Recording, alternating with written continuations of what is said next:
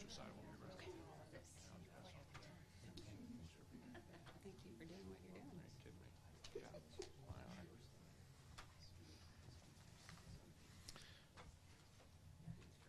Well, good afternoon, everybody. Thanks for being here, and thanks for being a part of this conversation.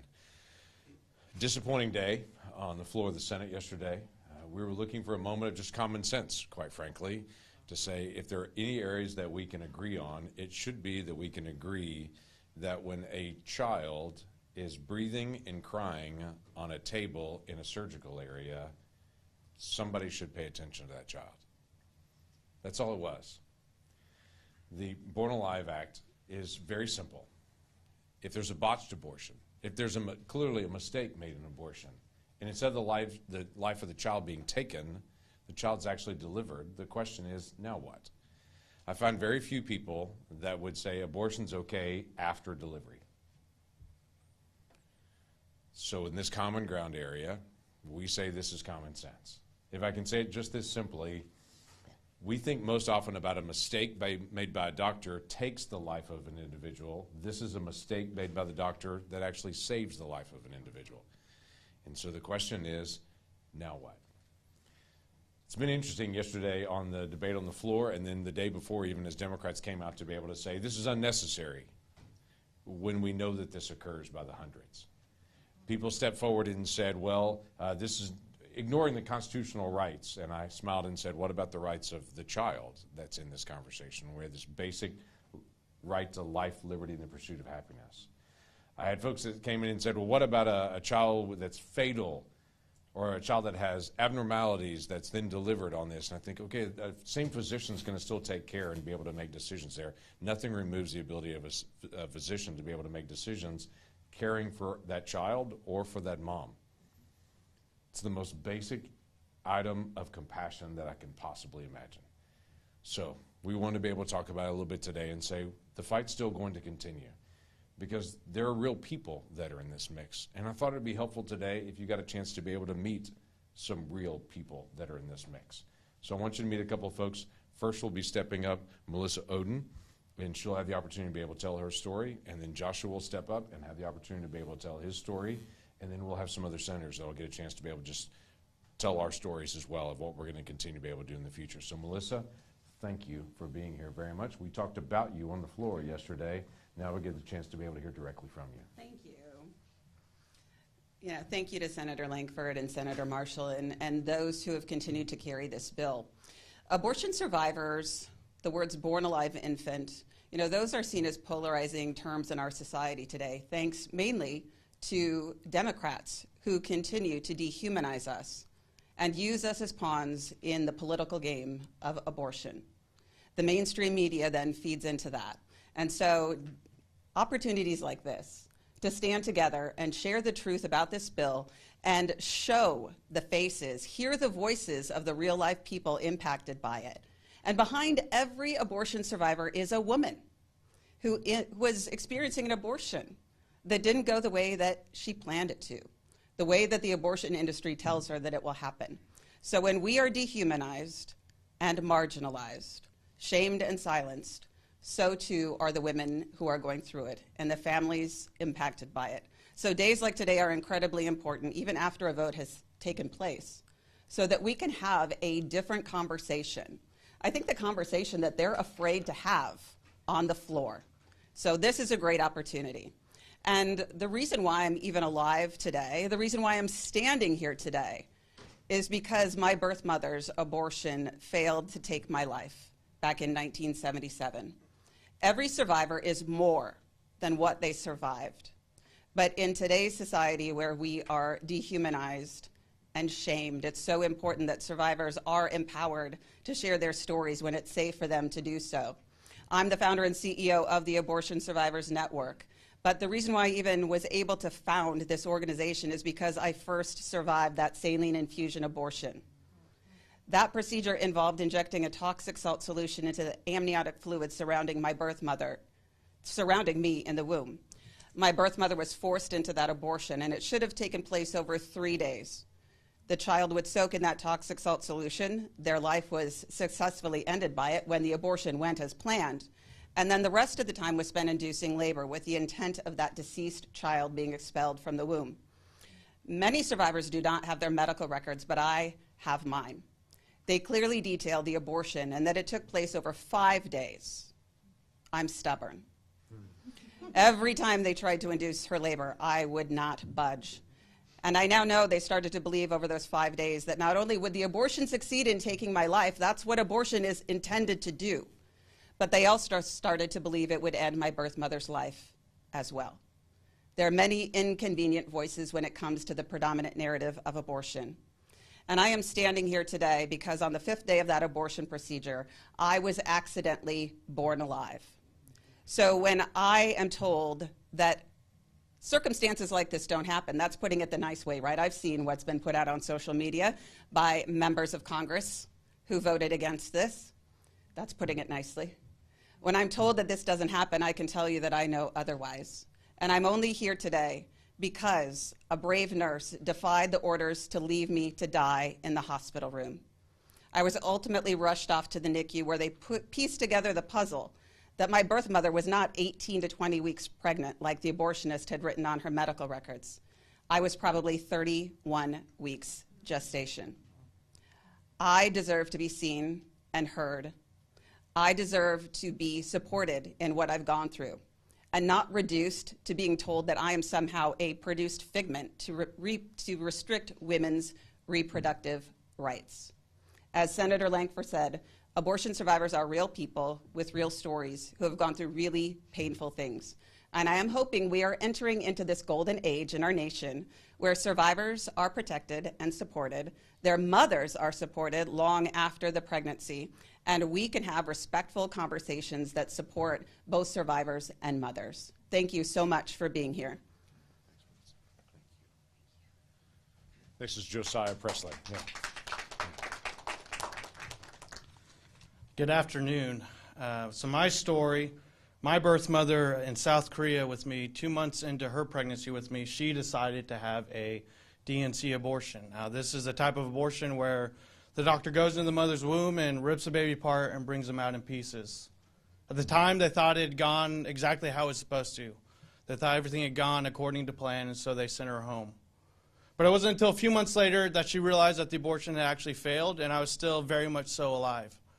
At this point, I was kept, and I was born later on October 7th, 1995. I was placed with a foster home in South Korea for 13 months before I was adopted and brought over to the States to be raised in the Presley family. And now I'm an abortion survivor. And here's the thing with this act. I love this act, this Born Alive Act, but it would not have protected me. Not the situation I was in, not the decision my mother made. I would have still been just as vulnerable then. But the reason I was so glad to hear of this act, and I'm so thankful for this act, was it's an opportunity to see and value a vulnerable people. It's an opportunity for us to look at the most vulnerable in our society, even though it's a small portion of this population, and to say, we see you, we value you, we care for you. And with the decisions we've seen just yesterday on this act, I think we should be reminded of this truth. The goodness, the quality, the goodness of a society, it's not based on how we treat the most powerful. The goodness of a society is based on how we treat the most vulnerable. And yesterday, decisions were made to leave the most vulnerable out. Yesterday, decisions were made to ignore and abandon the most vulnerable. A child left on the table to die in a very place that has all the resources to give them a chance for life. And thinking about what has transpired over these last couple of days, I would urge every American, I think we should consider this question. Does this truly represent how we believe we should treat the most vulnerable in our country? Does this decision truly reflect how we should take care of those who cannot take care of themselves in our world? And my challenge to every American would be to follow the examples of people like Senator Lankford and all the others who in the very first place have gone out of their way to bring legislation like the Born Alive Abortion Survivors Act. When they didn't have to, when there is no reason they'd be forced to, they decided to go out of their way to care for the vulnerable peoples in our society. And I think we should follow that example and ask ourselves, how too might I love the most vulnerable in my world? How too might I love my neighbor? And let's see us build a better society. Thank you. We have several senators here that are also going to speak because they're passionate about this issue as well. The first one up on that is going to be Senator Mark Wayne Mullen, who's my friend and fellow Oklahoman as well. So, Mark Wayne, come on. Thank you, and thank you to everyone that's here. It's touching, and I actually feel like I shouldn't even be at the mic, James, which I appreciate you putting this together. I was asked to kind of share our story, my wife and I's story on why we're so, pro-life. Because it's more than just a passion. It's more than just legislation. It's more than just action for us. My wife and I, we got married when we were 19 and 18. We were high school sweethearts, elementary sweethearts. She just knew she couldn't do any better once she got me. And but for 7 years, we tried to have kids. And 7 years into it, we finally got pregnant for the first time. And we found out on a Christmas morning, so exciting. It was a quick Christmas morning and of 2001. And that's actually what my wife gave me for Christmas was, the pregnancy test. And we went to the doctor, several weeks later, and we heard the heartbeat for the first time. And how excited I was, and how excited I was that we started picking out names. And as the pregnancy progressed, there was more information come out, and we was getting very excited at this point. And then, unfortunately, in one of the later doctor's appointment, the heartbeat was gone. And that was a death to us, right? So it no longer was just a fetus. It wasn't just this thing. That was a death. That was a death of a child that my wife and I had been praying about and been seeking for years. And the worst part is that it affected me, but it affected my wife even more because her body had went through the changes along the way. And that was hard for me to understand. Guys can be a little stubborn when it comes to that. I know you guys might find that hard to believe, but I've even more so. Fortunately for us, it was 9 months later, almost exactly 9 months later, that we got pregnant with our first biological son. After that, we went on and had 3 more biological kids, and now today we're a proud parent of 6 kids. And as I say, we have 3 that came natural and 3 we chose. So which ones do you think we love the most? The ones we got stuck with, or the ones that we got to pick? But we have 2 beautiful twin girls that are 14 years old now. And then we got a wonderful guy that wrestles at Oklahoma State, and he's 21. And both of them came in our lives, or all 3 came in our lives at different stages. For the girls, they came into our life at 2 years old. Jace came into our life much later. And there isn't a day that goes by that I don't think that their birth mother made such a brave decision to give Christy and I an opportunity to be loved by them.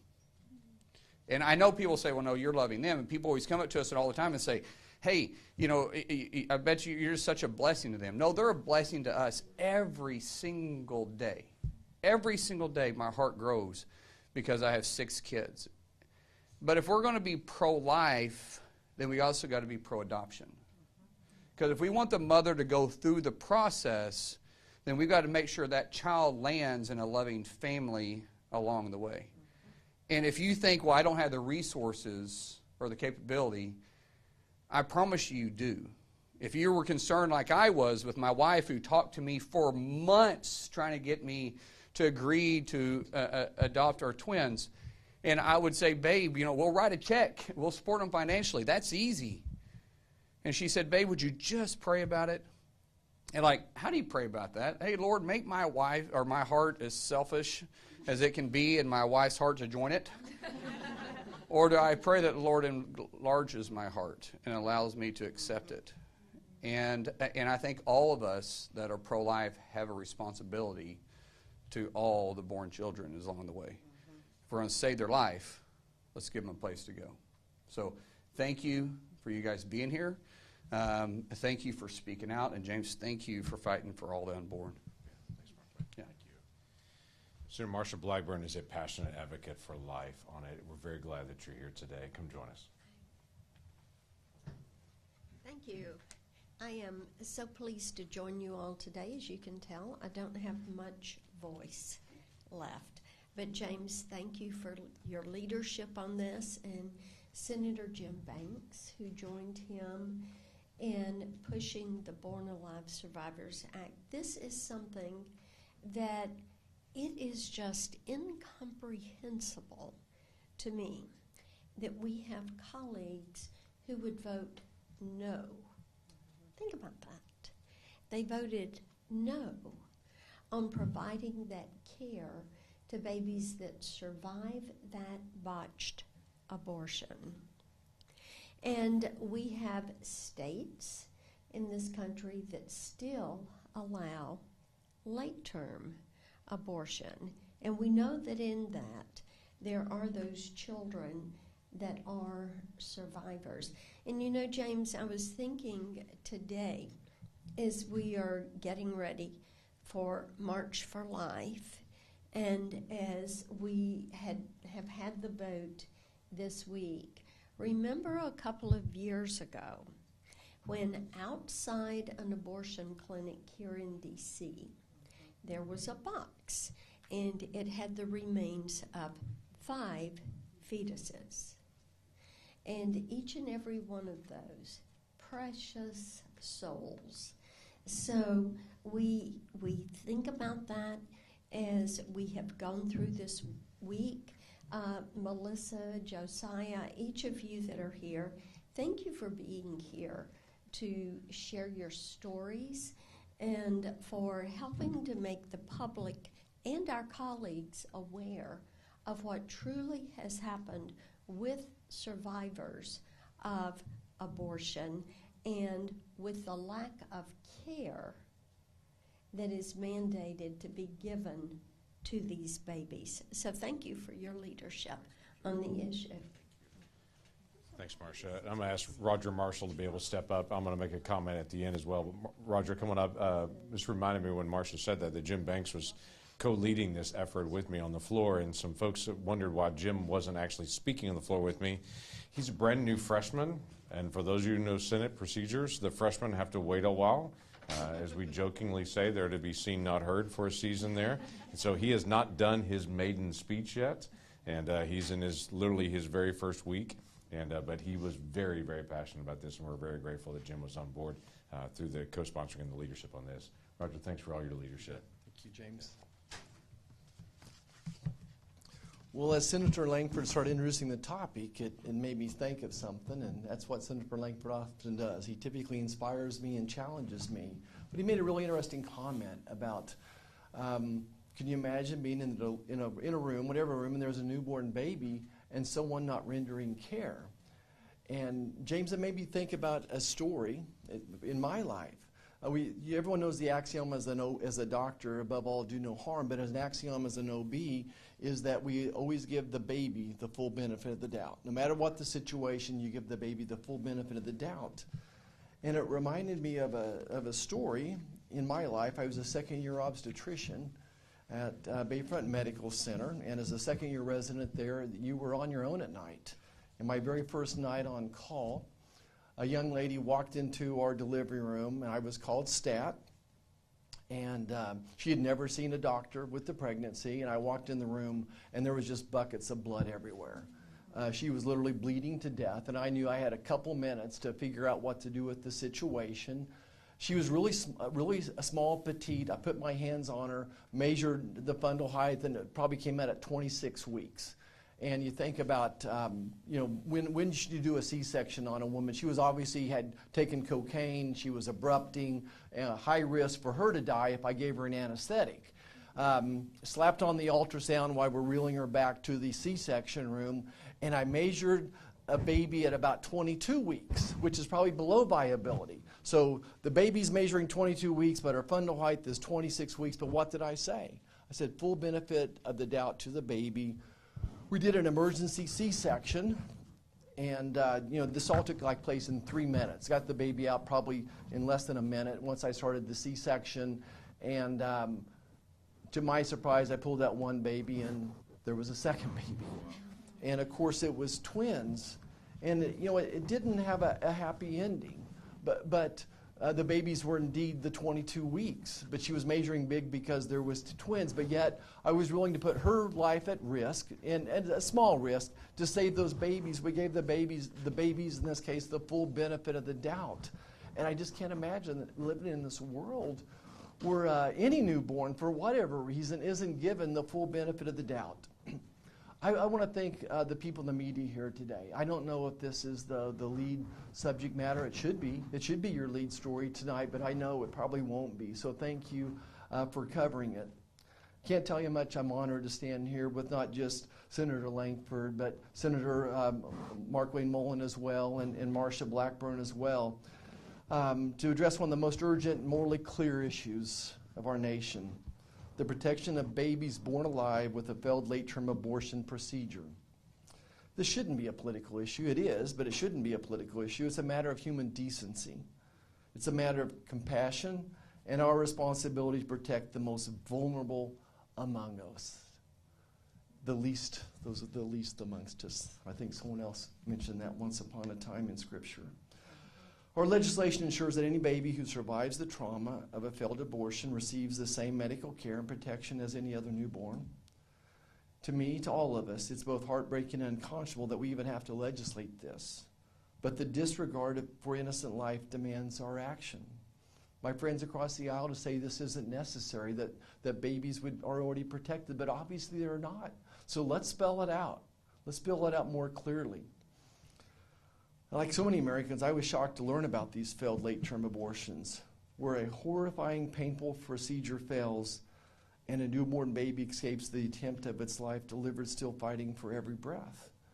And I just want to go back to this. I think some who just gloss over this painful event. And it's not just painful for the mom, it's painful for the baby. Melissa explained a saline abortion where they basically introduce a needle through the mom's uterus into the amniotic sac, and I've done hundreds of amniocentesis for other reasons, obviously, and then they inject normal saline, which basically dehydrates the baby. Basically, that it's a hyperosmolar solution, and it sucks the baby, so it's like dehydrating the baby very, very slowly. Now, what they're doing probably more commonly is injecting potassium chloride into the baby. Do you realize that's the same way that veterinarians perform euthanasia on dogs and cats? Is injecting potassium into the cat or dog. Are we going to treat our babies, our unborn children, the same way that animals are treated? What type of society is this in America? And of course, I'm even more appalled to discover that these babies aren't guaranteed the care and protection they deserve. Surely we live in a society better than this. Surely we can agree that vulnerable lives deserve compassion and protection. Today we heard from Melissa and Josiah, their courageous voices who shared their painful and powerful story. Their testimony is a reminder of what is at stake. Not numbers, not politics, but precious lives, everyone important. They both are living proof, living examples of those who fought for unimaginable odds just for the chance to live. You know, as a doctor, I took an oath to do no harm. I can't imagine any nurse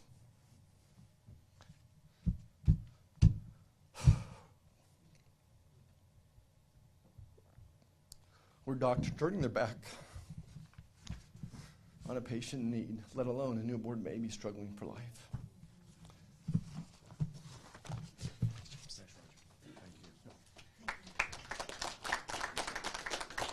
Roger, appreciate that very much. For all the conversation about that this is not real. Her name's Melissa. His name's Josiah.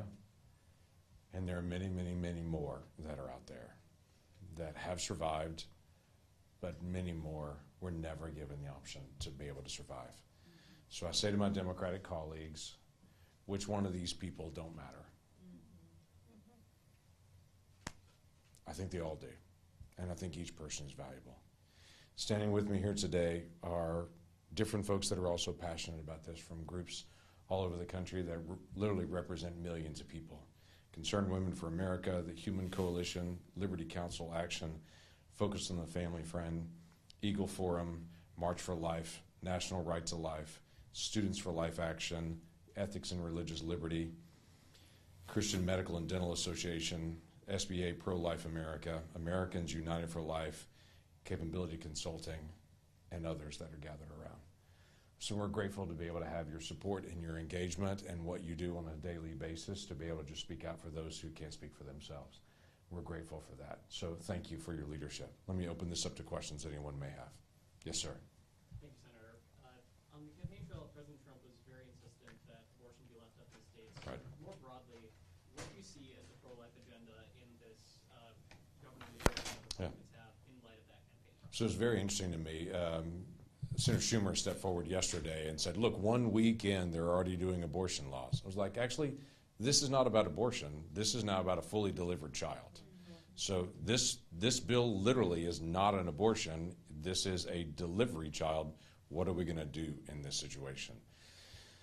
Obviously, the administration has not spoken out yet what they're going to do, but I do know what the first Trump administration did in HHS to be able to make sure that we are not engaging in promoting abortion. And I know what the Biden administration did, even in my own state. In my state, funds were cut off for AIDS testing and for breast cancer screening for those in poverty in my state because my state would not publish a 1-800 number to tell women in my state where to get an abortion. So they cut off AIDS testing and breast cancer screening into my state.